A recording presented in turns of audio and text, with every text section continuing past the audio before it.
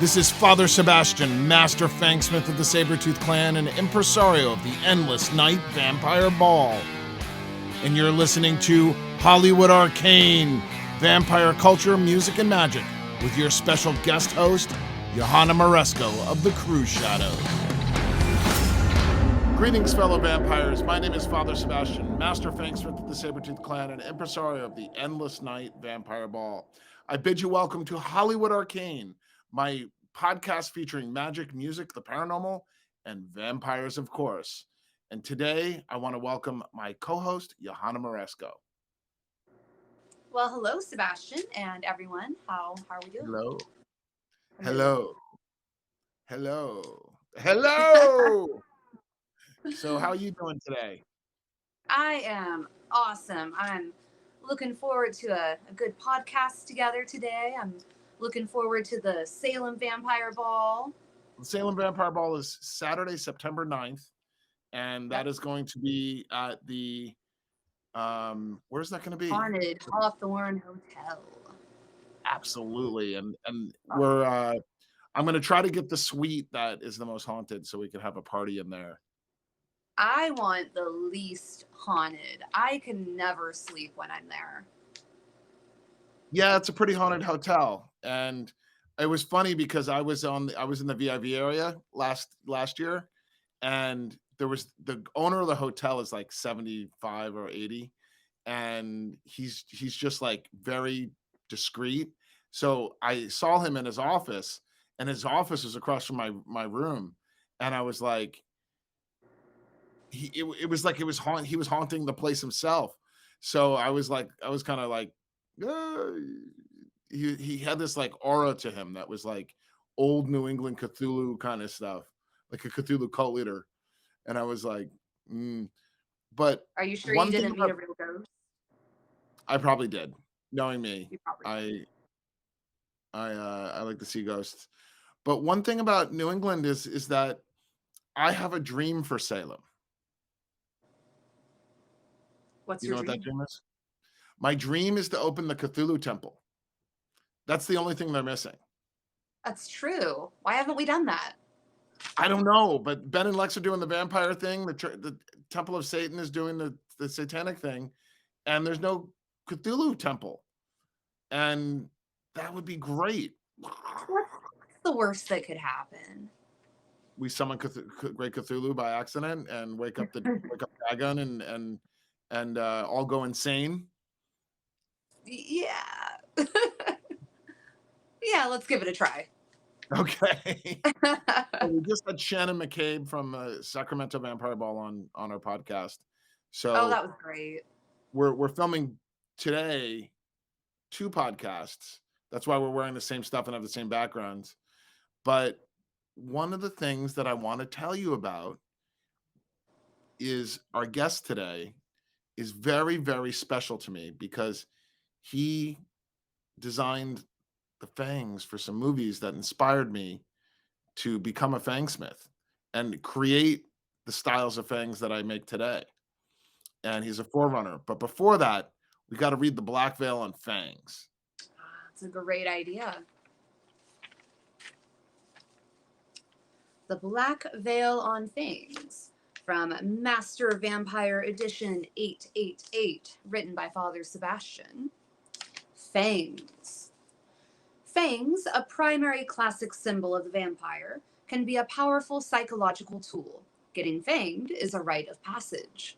Within the vampire mythos, fangs are representative of many of the black veils, especially elegance, primal, romance, and seduction.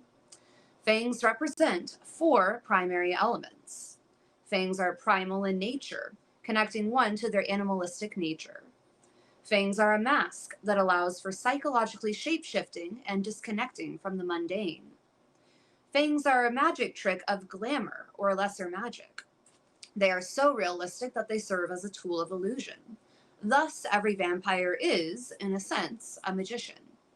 Fangs are a sex toy and enhance the art of seduction by focusing attention to oral sensuality with things such as kissing, nibbling, and can lead to a fang fetish. Fangsmiths, who are those who make custom fangs, have consistently noticed that when an individual gets their fangs and looks in the mirror for the first time, there is a subtle shift or transformation, and they begin to view themselves differently. There's nothing metaphysical about this. It is a psychological metamorphosis. Fangs should always be made by a professional fangsmith. Special effects fangs are usually made overly large to create the proper image on camera, and most dentists are not trained or skilled in fangsmithing. Your fangs should be small, subtle caps made without a bridge so you can speak easily, and prepared from the highest quality dental acrylics. Well-made fangs will be customized to your face and tooth color. Unlike the cheap fangs available in most Halloween shops, custom fangs will be fitted to you, making you feel that the fangs are a natural part of yourself. Many vampires wear their fangs often and feel incomplete without them, as fangs are the ultimate symbol of our vampiric nature. So that leads us to, who is our guest today? Our guest today, Gary Archer, is a dental technician considered to be the godfather of special effects teeth. He's known for creating the teeth in Interview with the Vampire. He's a Hollywood legend and the owner of GA Enterprises. And there he is. Here we are. Gary, it's great to have you. Good afternoon, everybody. Wonderful to be here. So you are the godfather of special effects teeth.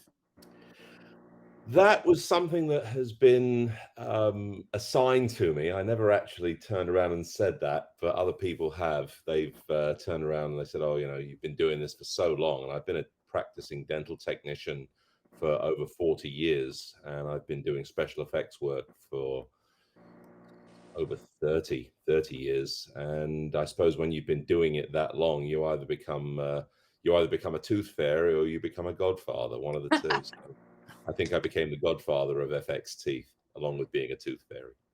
Your work I saw in Cinefex magazine back in the 90s. Oh, and it was really cool to see to see what was up, because I was working for a prosthodontist and he was trying to figure out how to make the teeth, and he trained me for 16 months on waxing off and waxing on polishing dentures. And I brought the Cinefex issue to him and I'm like, I want to do this, and your teeth were in there.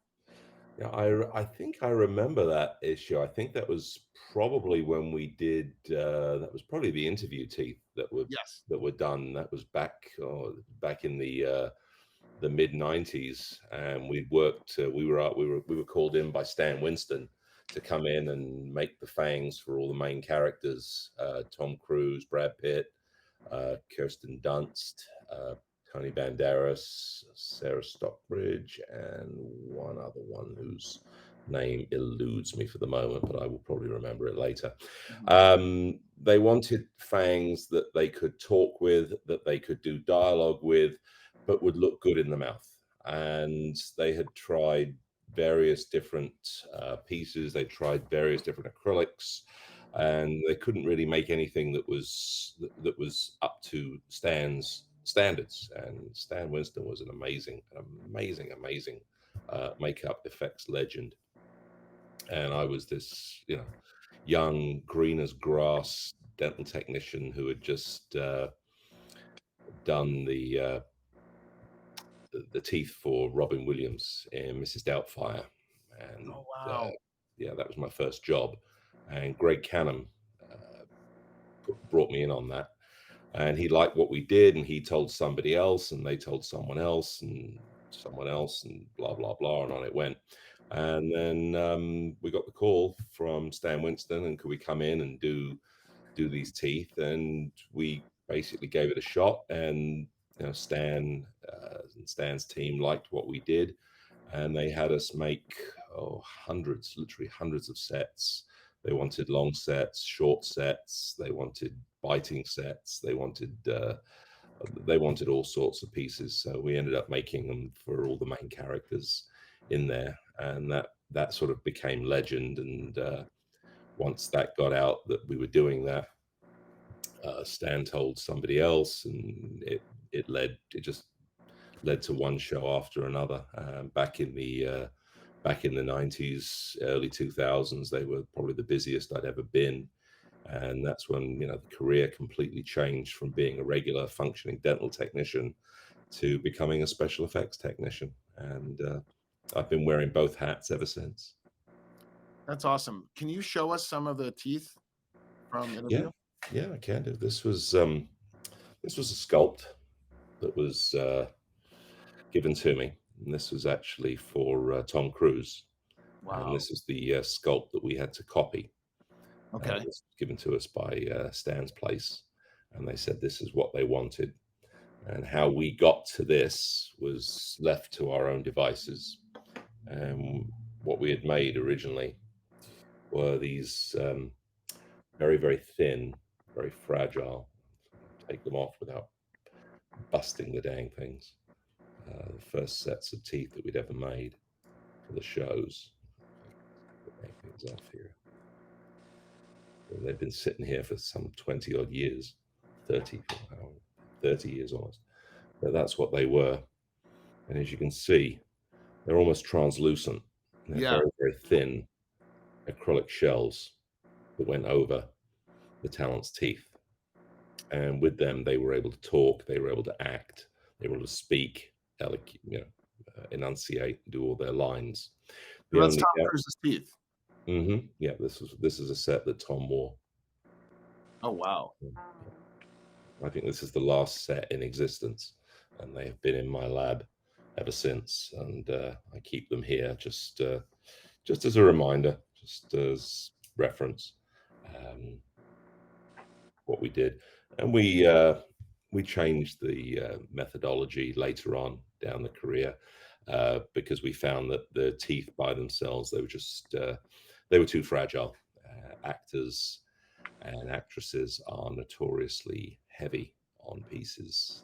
They don't necessarily take as much care putting things in and taking things out as you guys out there. They don't look after them. They just sort of just take them out and chuck them in a box or give them to a makeup artist or forget to take them out altogether and go off to lunch wearing them and then bite into their lunch and realize that now they've got a mouthful of broken plastic pieces. So many times people lose their retainers that way, but they lose their fangs that way as well. Oh, of course. In fact, it's happening now when we're working on the new Interview with the Vampire series. We're now doing series 2. We did series 1, and we had a couple of issues with we've lost a set of the teeth. What happened? Someone took them out to have something to eat, and they put them down, and they put them in a napkin. And someone came along, and they just saw a napkin, and they threw it in the dustbin, and off went a set of fangs. So we got a call. We need more fangs, and so we've been producing these out for. We did season 1. Now we're producing them for season 2. Very, very busy making those up. Are you doing a lot more fangs for season 2? Yeah, there's a lot more characters. I can't go into too much detail, but there's a lot of characters in there that are going to be wearing fangs. A lot of vampires. Tell us about some teeth you've made that are non-vampiric. What other films and shows have you done that are very cool? There's been hundreds of them. I mean, I think my most iconic would be Mike Myers in Austin Powers 1, 2, and 3. Those are probably the most iconic teeth I've ever made. Wow. Probably the most well known, and I think that's became somewhat legendary. I always get asked about them, and I've made quite a few sets of Austin Powers type teeth for celebrity impersonators who have done who do the Austin Powers character, and one of them out there, probably one of the best, Richard Halpin.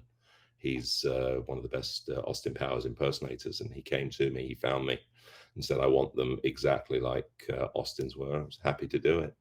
And we did the Blade series. We did Blade 1, 2, and 3. We did the Fangs for Wesley on all 3 of those. We did a bunch of the other Fangs for some of the other characters. But usually it's lead characters that we do stuff for. And it's not just bad teeth. If any of you saw recently the Naomi Ackie's portrayal of Whitney Houston in the Whitney Houston story, I Want to Dance with Somebody. We did all the teeth in there. We did the teeth for Whitney. We did the teeth for Bobby Brown. We did the teeth for Bobby Christina, and they all had various things going on with their teeth. Some of them had gaps, and as you know, Whitney had a beautiful set of teeth and beautiful smile, and we had to go ahead and make her teeth look absolutely perfect. So yeah, if you can imagine it, we can make it. So what was the Interview with the Vampire? What was the difference between Interview with the Vampire, the movie, and the TV show? Well, in the movie, as you know, the Fangs were very classic. They had a row of 3 on each side, as I showed you on the models here, like so.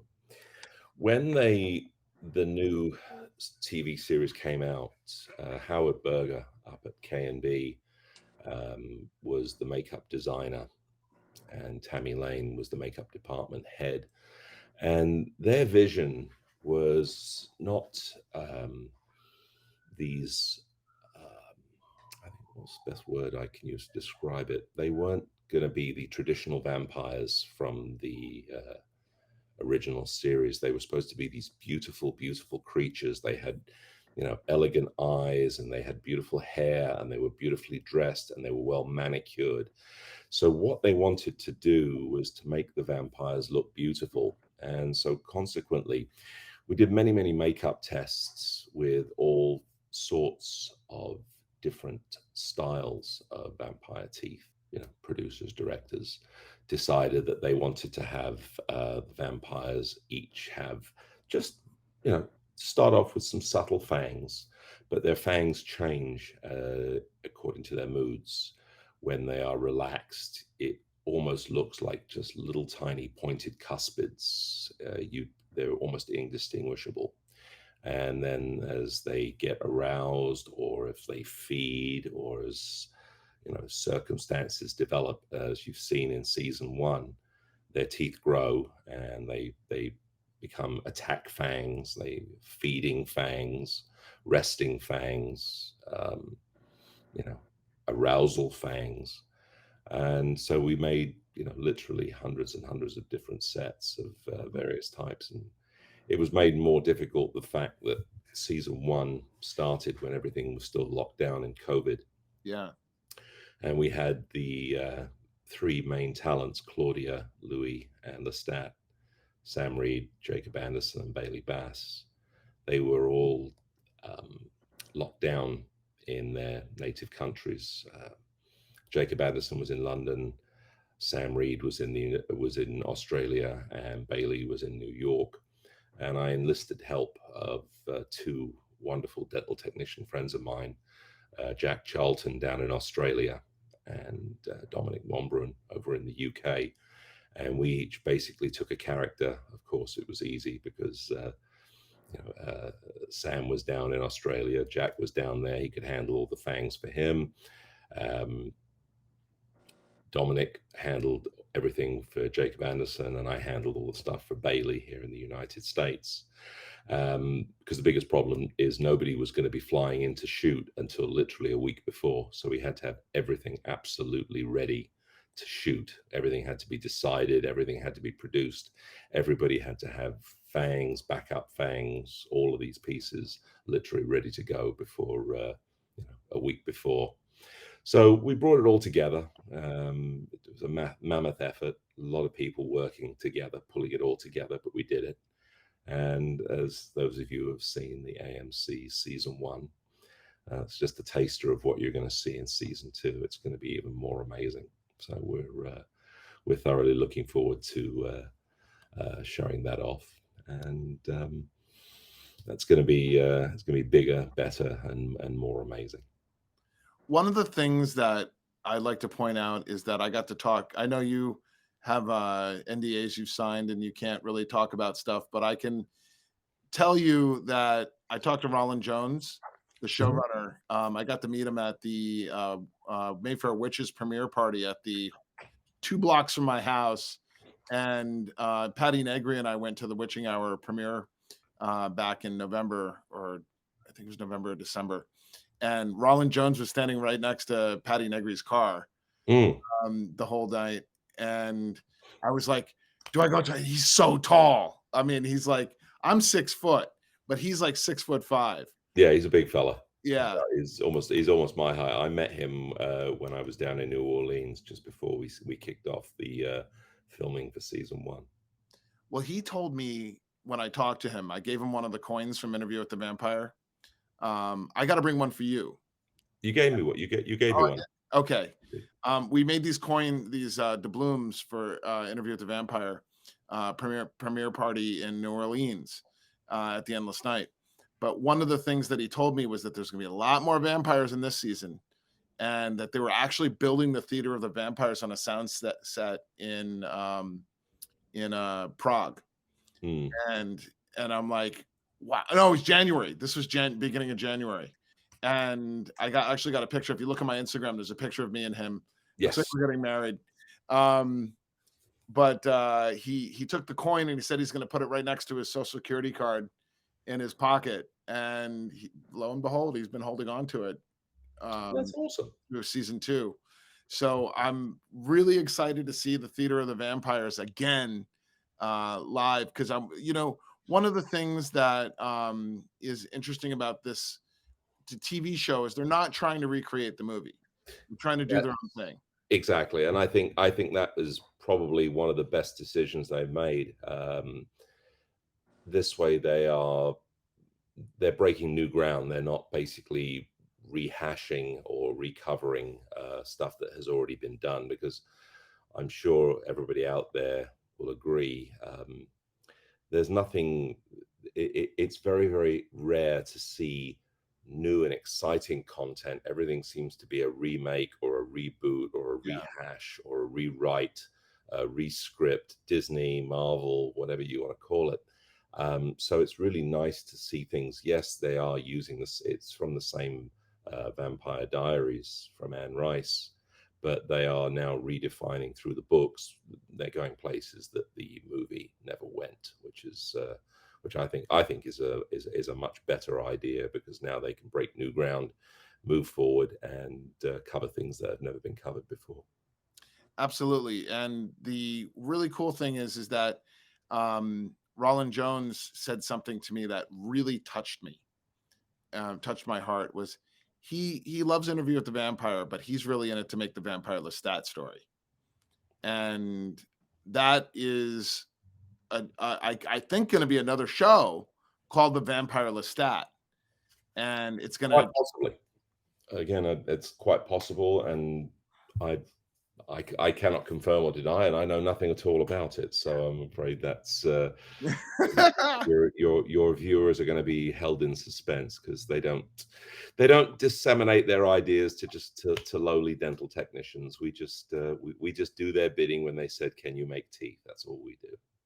Well, your teeth are a masterpiece, because I remember when I was back and I was just starting as a Fangsmith, I was working for a prosthodontist, and he was designing permanent teeth back then.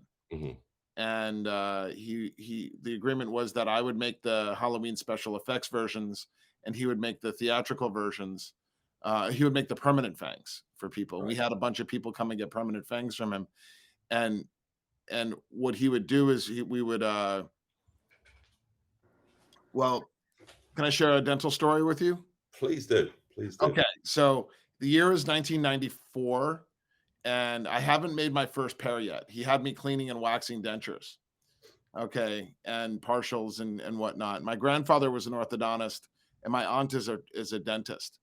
So my aunt hooked me up with this dentist up in somewhere up in north of Bridgewater, New Jersey, and he was like, I never want, he said, because of my dental license, I can't tell anybody what I'm doing. Okay. That's right. And what we would do is on Wednesdays, when it was closed, we would do permanent fangs. And this one guy came in and he wanted every one of his other teeth to be black. And he wanted a checkerboard. He was an Australian guy. No, he was Brazilian. And he had dreadlocks and everything like that. And the area that we were in was extremely conservative. Okay, it was so conservative. And so we had two what I call Jersey vamps hanging out in the lounge, and his wife. We had custom scrubs made look like dead ringers. I don't know if you ever seen that movie, but I think it was Keith Sutherland. It was about organ harvesting, and he had a pretty sick sense of humor, and he had these red scrubs made for us, and we were he had me trained in some basic dental techniques to help him in surgery, and I was basically handing him tools. Okay, and what happened was is his wife came in, and there was two vampires hanging out in the lobby, and his wife, one of the kids, her friend's kid, like her child's friend's tooth got broken in a soccer game, and they brought him in because he couldn't get a hold of us because there was no dental assistant there to or lab or a person to the receptionist to answer the thing, so answer the phone. So what happened was she came in and she freaked out and she swung her purse to kind of like at this one vampire guy, and she broke the fish tank. And we come out of the lab with this guy that's sitting here with one of his teeth missing and two of his other teeth black because we were putting the temporaries in. And she was like kung fuing the fish tank. And this guy was like, he looked like Hugh Jackman. Was that Hugh Jackman in what's that movie called? X-Men? Yes, he looked like Hugh Jackman in X-Men. Wolverine. But he was like, and he was like doing like a karate move, and we ruined our relationship because his wife found out that he was doing all this weird shit. And from then on, he was not allowed to make permanent fangs for people. Well, truth be told, if I had a dental license, I would not make permanent fangs for anybody. I've been asked on many occasions, can I make things that are permanent? Can I make things that are cemented in? And the answer is absolutely not. The mouth is not designed to accept fangs. And I have, in my, my 30 years in film and television, my 40 years as a dental technician, I have seen some horrific injuries from people doing stupid things. I've seen people, biting through their lips. I've seen broken teeth because it's not just fangs. We do grills as well. And I've seen, many broken teeth because of grills that were made by people that didn't know what the hell they were doing. And this is one of the things, a common misconception. Dentists don't actually make teeth and fangs. They're usually contracted out to a dental laboratory, and they're usually made by someone like myself. The dentist will prescribe it, and we are acting almost like pharmacists. We fill the prescription. So if the dentist said, can you make a set of temporaries that look like fangs? Absolutely, we can. Where it changed for us is when we started doing makeup work, makeup and film and theatrical. Because as a dental technician, we are not supposed to work directly to the general public. However, as a makeup artist, as a Fangsmith, which I don't actually carry the title Fangsmith, but I carry the title dental and effects technician. We can work directly to the public because everything we do is temporary. Everything is removable. Everything is safe. It's ADA, American Dental Association approved. We don't use any materials that are considered possibly toxic, dangerous, and we don't undertake any type of procedures that would involve modification or filing down or grinding or fitting or doing anything as far as making any kind of permanent modifications to teeth. So that's something that everybody should know out there. If you are watching and you're thinking of getting a set of vampire teeth, make sure that they're done by somebody that has got dental knowledge. There's a lot of Etsy stores, there's a lot of places that you go on the internet where people advertise, we can make this, we can do that. Make sure they know what they're doing, because otherwise it's very easy to have something that can cause your own teeth to be broken, chipped, damaged, and the last thing you want to do is end up with having to have emergency dental work done. Do you know we used to have a Fangsmith guild? And I think you told me that. yeah, and the Fangsmith Guild I founded back in 1997 or 8. I keep getting the oubliettes in the 90s mixed up. And what was important is hygiene, and we learned from dentists and tattoo artists how to be sanitary and clean. Mm-hmm. Okay. And the second was basic dental knowledge on how to make a pair of temporary fangs, how to make an impression and stuff like that. Correct. So what I did was I made a rule to be considered a master fangsmith. You had to make fangs for Father Sebastiaan, the guild master of the Fangsmith Guild. Okay. And last year, I got fangs from the Australian fangsmith, Jared, and he was very good. We made a video together of making fangs for impressions for each other, and we sent each other fangs. And then another one was Zuriel from Mexico City, and he was very special in the way he did it, but he was very clean and he did a great job. And they both became master fangsmiths because they both got to make me fangs. Yeah. And through this entire interview, I've been wearing a pair of fangs that you have made me right here, that I wore throughout the entire Wave Gothic Treffen. Yeah. So I would like to bestow upon you the official title of Master Fangsmith. Well, thank you very much. It's a high honor. I really appreciate it. And the fact that you've been doing this entire interview so far, and people may not have even realized that you had a full set in, and they look they suit you. They look good on you. Yeah, they do, and I really love them. But I gotta, it's a little different from the ones that I'm used to because it has the gums. Yep. But the advantage is that they were made by Gary Archer. And now, can you guys tell me, because the ones that I have go on just a few teeth, and then I see the ones that Gary makes seem to be a full set of them. Right. What are sort of the pros and cons of each? Well, or rather, why is that your method that you choose? One of the reasons I like doing them that way is because it blends the entire arch. Mm-hmm. Because everybody's teeth are different. Whenever you put something on top of a tooth, it adds bulk to it.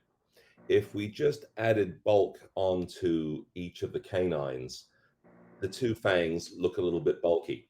Mm-hmm. By making it to go from the bicuspid to the bicuspid on both sides, we can make a smooth transitionless arch that looks absolutely perfect. There's no visible bulge. There's no visible gaps. There's no visible eminences anywhere along the teeth. And it just basically allows us to have teeth as far back as the bicuspids, the cuspids, the laterals, and then the centrals tie everything together.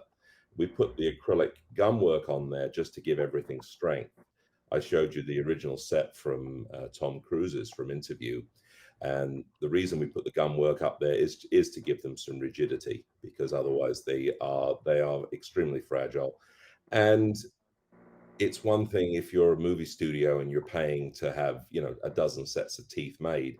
But if you're paying for these out of pocket, the last thing you want to do is have something that's going to, potentially break or snap on you. So we have to make them a little bit more robust for longevity. Have you always done your special effects teeth like that, or have you done different methods in the past? Everything has basically been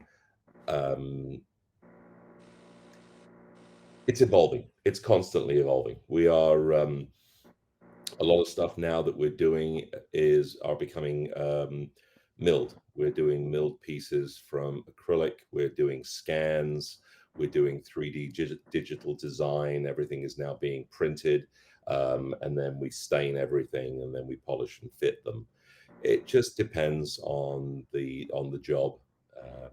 If you go onto my Instagram, we've actually just fitted a set. We were commissioned by a gentleman from Florida in Fern Asylum to have a complete set of upper and lower fanged teeth, and it goes literally from molar to molar on the top and the bottom, and it's a complete 1x20 set of interdigitating monstrous teeth with really dark colored gums.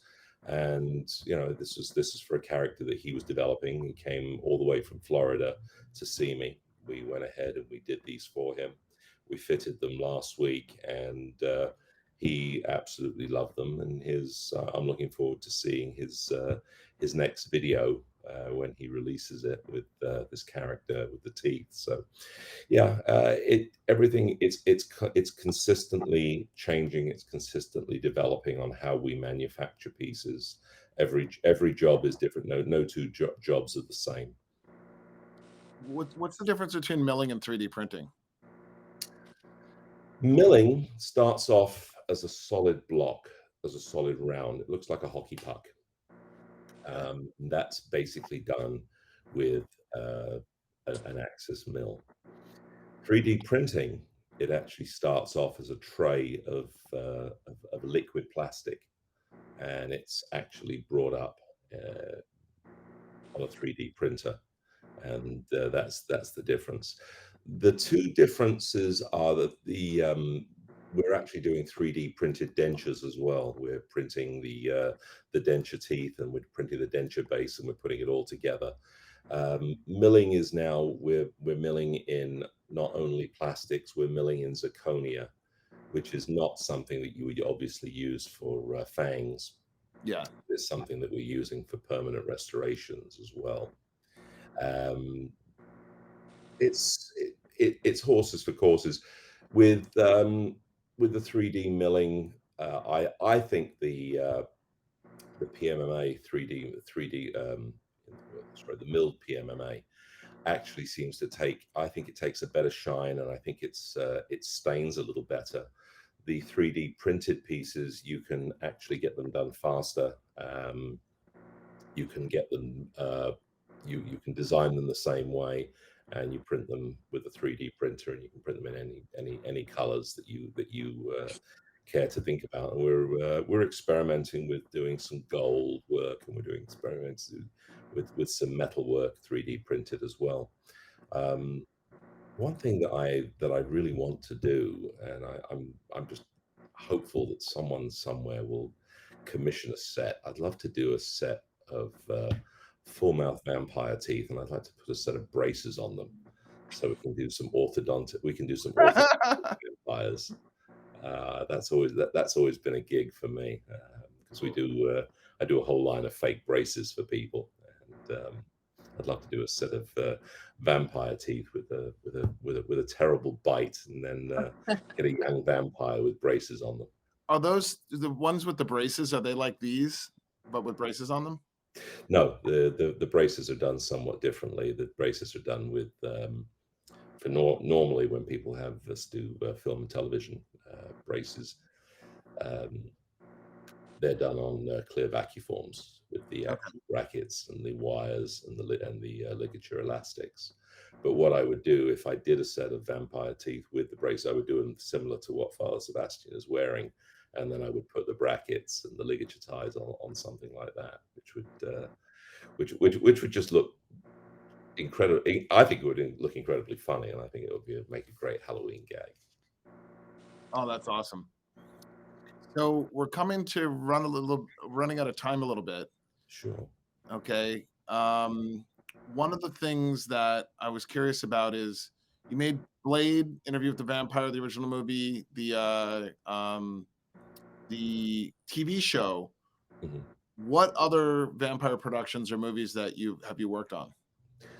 I've worked on several that I did vampire teeth for. I'm trying to remember. There was one was called The Gates. They brought me in to do all the vampire teeth for that, and I've done some stuff on American Horror Story, and I've touched on several shows where they've had like vampires in them.